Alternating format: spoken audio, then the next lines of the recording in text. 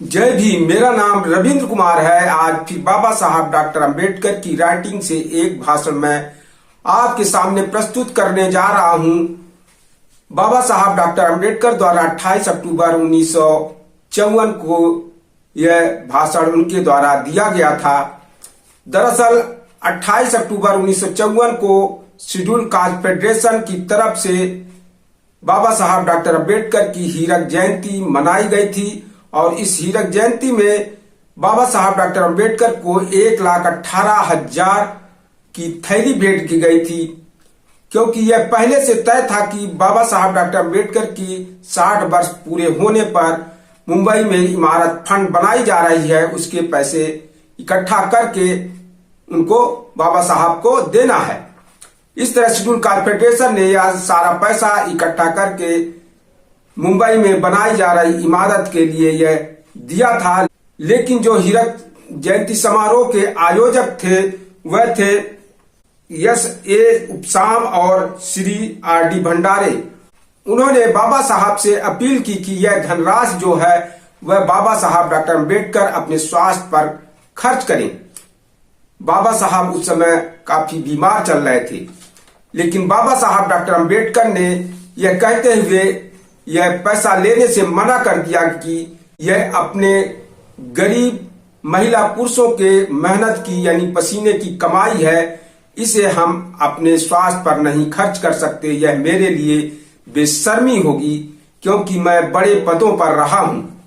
इस तरह बाबा साहब ने उस धनराशि को नहीं लेकर के उन्होंने कहा कि यह धनराशि जो है मुंबई में बनाई जा रही जो दलित समाज के लिए इमारत बन रही है उसमें इस्तेमाल की जाएगी।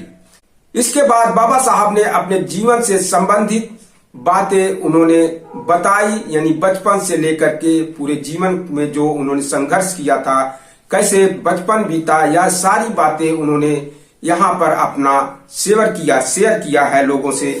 बाबा साहब कहते हैं कि मित्रों, आज यहाँ बैठा हूं तो मेरे जीवन में अब तक जो घटनाएं घटी हैं वे सभी फिल्म की तरह आंखों के सामने आ खड़ी हैं। मैं कहाँ पैदा हुआ, मेरे पिताजी मुझे कहाँ कहाँ ले गए, मेरे साथ क्या क्या हुआ, यह सब कुछ मेरी आंखों के आगे खड़ा हुआ है। लेकिन मुझे यहाँ एक बात बतानी है और वह यह है कि मेरी उम्र के 60 साल पूरे हुए, इसका क्या सबूत है।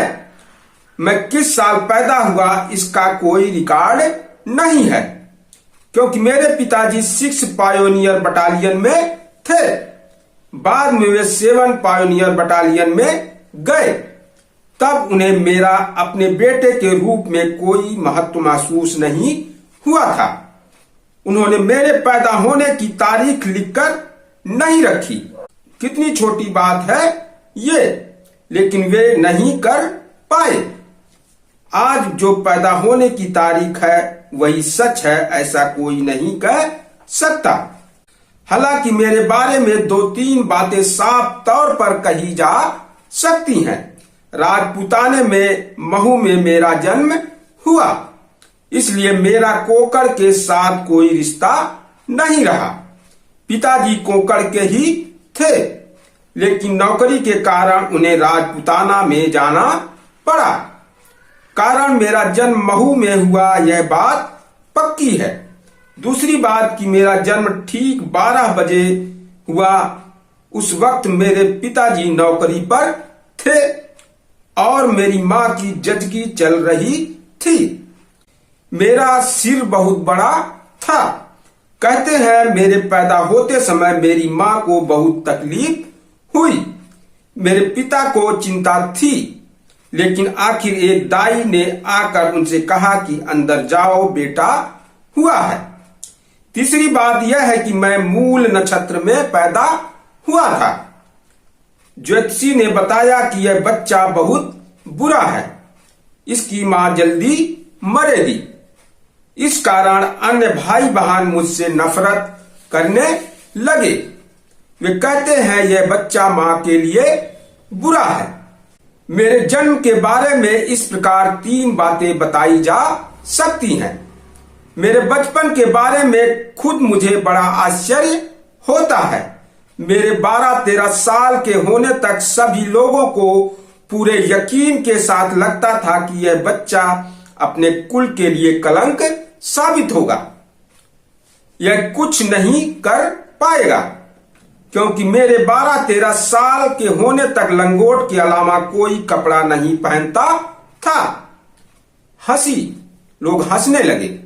साथ ही हर घर के दरवाजे पर जाकर पूछता था कि क्या आपके घर की लकड़ियां तोड़नी है। पहले शिक्षा में मेरी कोई दिलचस्पी नहीं थी। मां के गुजर जाने के बाद मेरी बुआ ने मेरा लालन पालन किया। मुझे लगता था पढ़कर करूंगा क्या। 6 महीनों तक मैंने माली का व्यवसाय किया।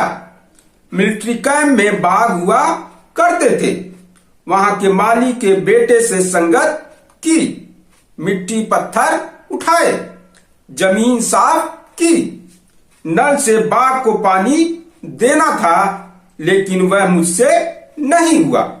तब मैंने घर के ऊपर लगे सारी खपरेले निकाली और उनसे नालियां बना दी। अब लगता है क्या थी मेरी जिंदगी भी। जब हम 17 में थे तब अन्य सूबेदार नायक भी थे। उनके घरों के आगे एक कूड़ेदान था। गोबर कूड़ा उसमें सड़ा पड़ा रहता था। उस कूड़ेदान के किनारे एक गूलर का पेड़ था। मैं पेड़ पर चढ़ने में एकदम निपुण था। बंदर भी शायद पेड़ पर इतनी जल्दी चढ़ नहीं पाते होंगे। अब मेरे पैर कमजोर हो गए हैं। मैं उस पेड़ पर चढ़ता और कंबल बिछाकर सो जाता। मन भर जाता तो ऊपर से ही कूड़ेदान में बिखरी राख में छलांग लगाकर उतरता। उस वक्त 17 में प्लेग फैला हुआ था। लोग कहते थे कई लोग प्लेग से मरे, लेकिन इसको पता नहीं क्यों प्लेग नहीं होता। ऐसा मेरा हाल था। घर में कई लोग मुझे लाड़ प्यार करते थे। मेरी बुआ का मैं बहुत लाडला था। उसने सबको हड़काकर रखा था। बिना मां का बच्चा है, उसे डराया धमकाया मत करो। इसलिए मैंने मिली आजादी का पूरा फायदा उठाया। सबको यही लगता था कि इस बच्चे के हाथों कुछ अच्छा नहीं होने वाला। आज अगर मेरा यह सब देखने के लिए वे यहाँ होते तो कितना अच्छा होता। इस प्रकार मेरा बचपन गुजरा। अब आप समझे होंगे कि फिर मेरे जीवन में कितनी क्रांति आई। मैं अगर चरवाहा बनता या मेहनत मजदूरी का काम करता तो आज इस पद तक नहीं पहुंच पाता। मेरे पिताजी हमेशा मुझसे कहा करते थे, अच्छा काम सीखो। इन सारी यादों को बटोर कर एक चरित्र लिखने का मेरा सवाल है। तालियों की गड़गड़ाहट, लेकिन चरित्र नहीं, एक छोटी सी किताब लिख रहा हूं। मेरा बचपन, उसमें ये सारी बातें मैं विस्तार से लिखूंगा। ऐसी कोई बात नहीं कि मुझ में कुछ गुण पैदाइशी थे और इसलिए मैं इस पद तक पहुंच पाया। मेरा जीवन जिस प्रकार चल रहा था उसी प्रकार अगर चलने दिया होता तो मैं एक नीत परख आदमी बनता। लेकिन मुझे अपनी याद थी। मेरी जिंदगी में जो मोड़ आया वह क्यों आया, कैसे आया, इसकी वजह मैं बताने वाला हूं। मेरे 3 गुरु हैं। हर एक के गुरु तो होते ही हैं, मेरे भी हैं। मैं कोई सन्यासी अथवा बैरागी नहीं हूं। मेरे गुरु हैं। मेरे पहले आदर्श गुरु हैं बुद्ध। मेरी उम्र 10-12 साल की हुई होगी। उस समय मेरे पिताजी कबीर पंथी साधु थे। मुझे यह तभी से याद है। मेरे पिताजी का घर धर्मासन कहा जा सकता है, विद्यासन भी कहा जा सकता है। मेरे पिताजी विद्या के भक्त थे और धर्म के चहेते। मेरे बचपन में रामायण महाभारत आदि सभी ग्रंथ उन्होंने मुझसे रटवा लिए थे। उनके अभ्यास करवाते थे। रामायण महाभारत पढ़कर मेरे मन पर बहुत गहरा असर हुआ। मेरे पिताजी मुझसे कहते, हम गरीब हैं लेकिन डरने की कोई बात नहीं है, तुम विद्वान जरूर बनोगे, क्यों नहीं बनोगे। एक बार मैंने कोई परीक्षा पास की थी। उस वक्त चाल यानी कॉलोनी के लोगों ने मेरे पिता को इच्छा ना होते हुए भी केलुस्कर दादा की मदद से मेरा सम्मान करने का कार्यक्रम रखने की सोची। मेरे पिताजी कहते, नहीं कराना है सत्कार, बच्चों का सत्कार करो तो उन्हें लगता है कि वे नेता बन गए। हंसी और तालियां। लेकिन तब मेरा सत्कार हुआ और दादा केलुस्कर ने मुझे बुद्ध के चरित्र की एक किताब भेंट में दी। उस चरित्र को पढ़ने के बाद मुझमें एक अलग ही प्रकाश ने जन्म लिया। हनुमान सीता राम वनवास गए, धोबी के कहने पर सीता का त्याग किया, कृष्ण की 16,000 पत्नियां आदि बातें मुझे भयंकर ही लगी। ये बातें फिर मेरे मन में जड़ें नहीं पकड़ पाई, लेकिन बुद्ध धर्म के बारे में अध्ययन के बाद आज तक मेरे मन पर पकड़ है। मुझे पक्के तौर पर लगने लगा कि दुनिया का कल्याण केवल बुद्ध धर्म ही कर पाएगा। हिंदू लोगों को अगर अपना राष्ट्र जिंदा रखना है तो बौद्ध धर्म को ही स्वीकारना होगा, यह मैं कहता हूं। मेरे दूसरे आदर्श कबीर हैं। मेरे पिताजी कबीरपंथी थे, सो कबीर के जीवन और दर्शन का मुझ पर बड़ा गहरा असर हुआ। मेरी राय में कबीर को बुद्ध के दर्शन का सही मतलब समझ में आया था। मैंने किसी को बड़ा नहीं कहा। गांधी को मैंने कभी महात्मा नहीं कहा।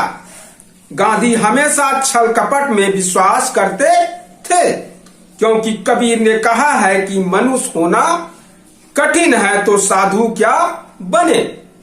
जो इंसान नहीं बना वह महात्मा कैसे बनेगा। और मेरे तीसरे आदर्श गुरु हैं ज्योतिबा फुले।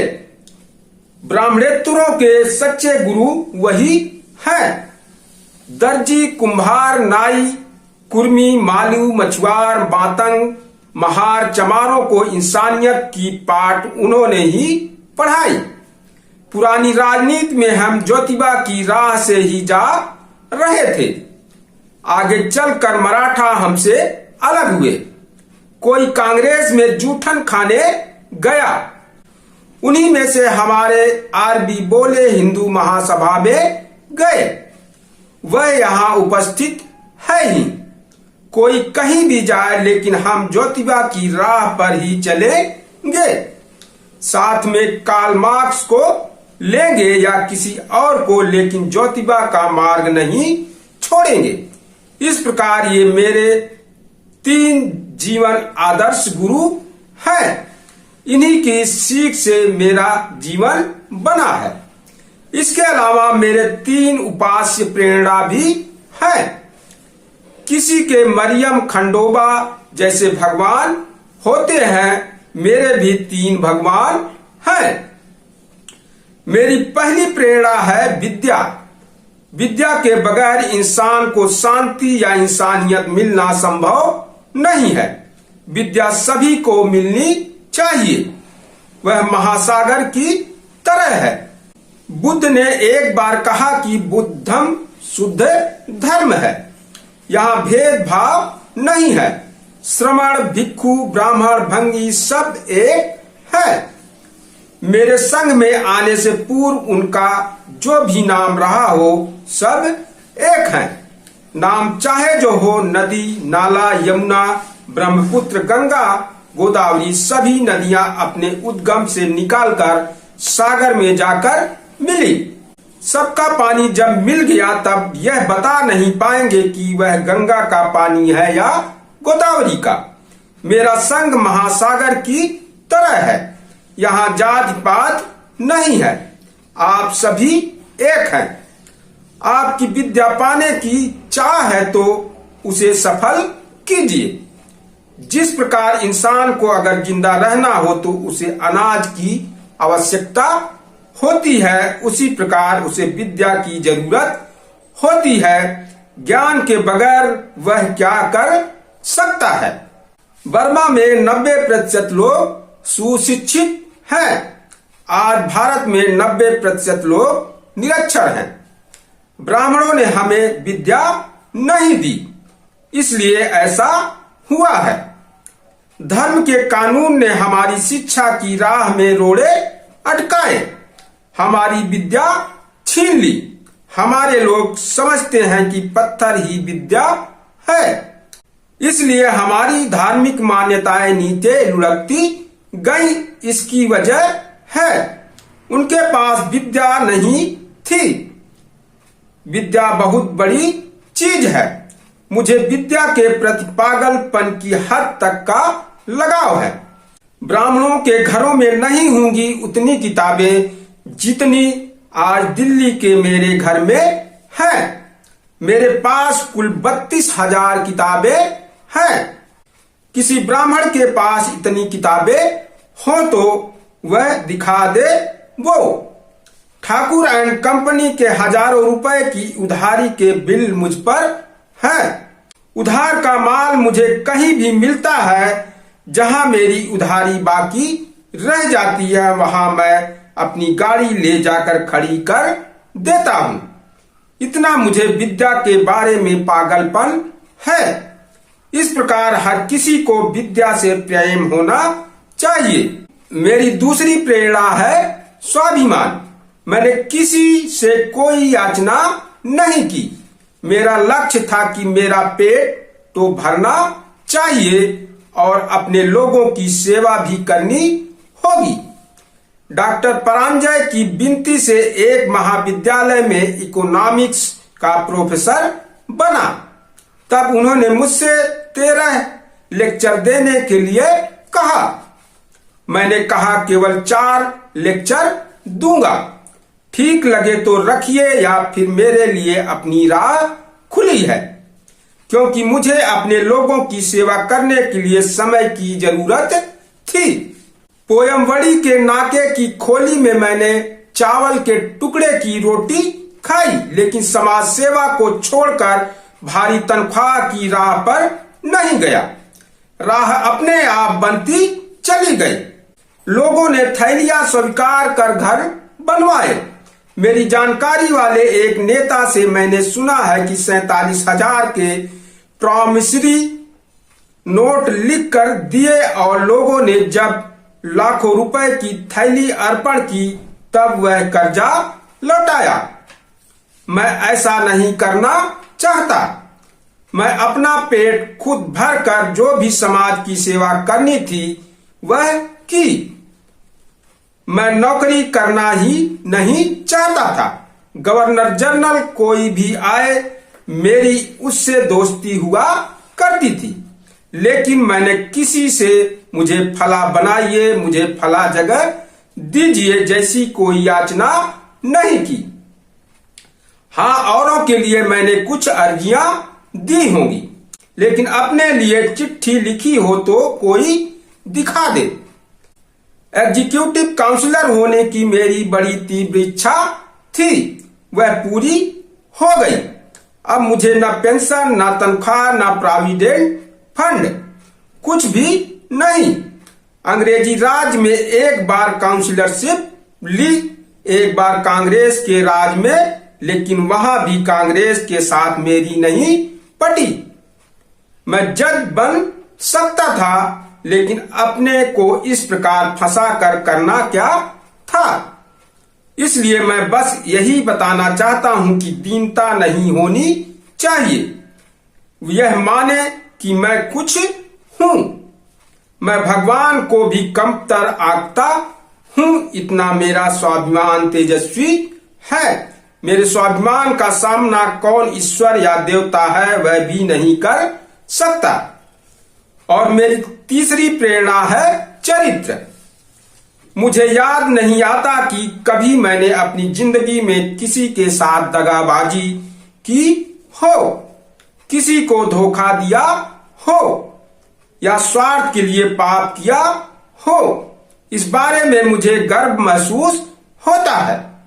मैं कई बार विलायत गया, लेकिन अब तक मैंने कभी शराब नहीं पी, सिगरेट नहीं पी, मुझे किसी चीज की लत नहीं है।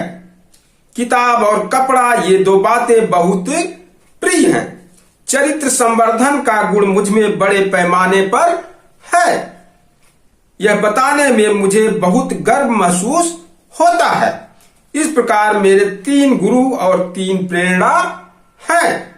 मैं इन्हीं से बना हूं, इन्हीं की शक्ति से मैं इस पद तक पहुंच सका हूं। मैं केवल कारण हूं, मैं केवल एक पुतला हूं जिनमें इनके कारण जान है, इसलिए इनका अनुकरण कीजिए। आपने मेरा सम्मान किया, यह केवल व्यक्ति के लिए न होकर इन 3 उच्च मानव मूल्य के आदर्श के प्रति कृतज्ञतार्थ के कारण किया। यह कहकर मैं इस राज को स्वीकार कर रहा हूं। 1919 साल से, अर्थात जब गांधी जी ने कदम राजनीति में रखा, तभी से मैं भी राजनीति में हूं। इसके बावजूद मेरी कभी उनसे नहीं बनी। कई तरह की कोशिश हमने की। महाड़ का पानी का सत्याग्रह, नासिक का मंदिर प्रवेश का सत्याग्रह, कई तरह के सत्याग्रह किए। चावदार तालाब का पानी पीने के या कालाराम मंदिर में जाने से हमें अमृत नहीं मिलने वाला, वह हमारे अधिकार की लड़ाई मात्र थी। लेकिन किसी ने सहानुभूति नहीं दिखाई।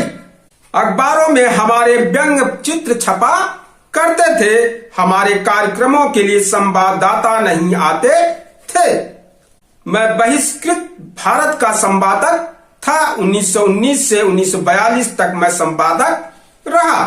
एक बार केसरी में विज्ञापन भेजा, साथ में विज्ञापन की फीस के तौर पर 3 रुपए मनी ऑर्डर भी भेजा।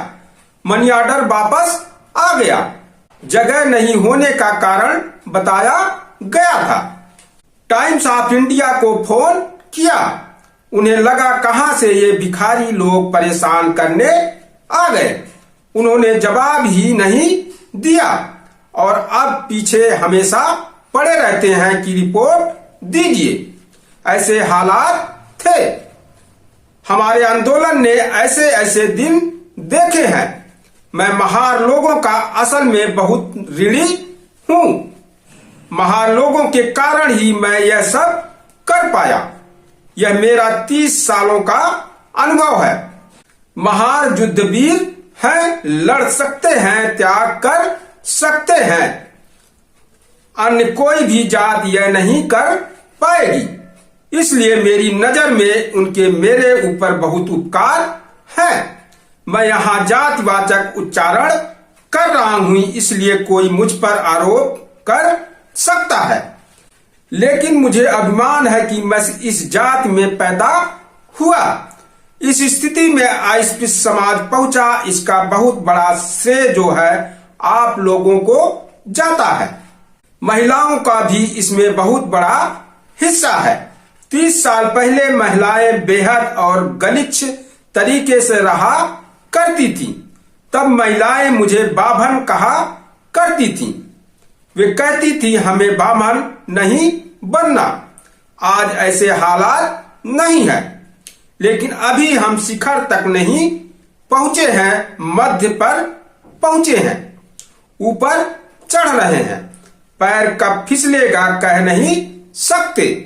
अभी संकट की स्थिति बदली नहीं है। मैं या वह नेता, यह झगड़ा अब खत्म करना होगा। सार्वजनिक कार्य में मदद कीजिए। हजारों संस्थाएं दान धर्म कर जाति का उद्धार करती हैं। कोकणस्थ ब्राह्मण, देशस्थ ब्राह्मण, प्रभु आज ब्राह्मणों की संस्थाएं हैं। उन्होंने अपने छात्रों को विलायत भेजा है, बड़े पदों पर बैठाया है। इस बात को ध्यान में रखते हुए महीनों का 1 रुपया अगर देना तय किया जाए तो साल के अंत तक कितना तो काम हो सकता है। मेरे अब ज्यादा से ज्यादा 8-10 साल ही बचे हैं।